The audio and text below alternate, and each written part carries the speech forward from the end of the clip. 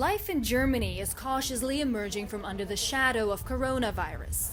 Factories, shops, and gyms have reopened with new social distancing rules in place.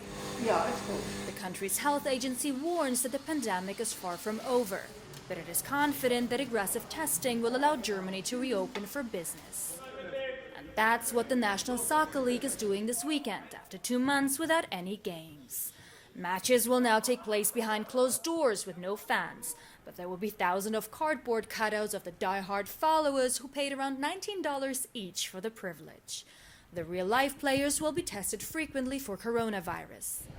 This week, cafes, restaurants, and beer gardens have also started to reopen, with strict instructions to ensure that social distancing is followed.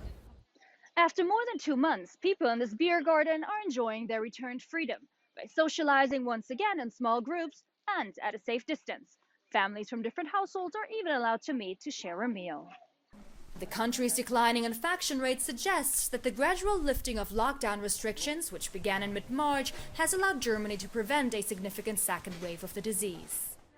Further easing of restrictions will depend on whether the reproduction rate can remain below 1.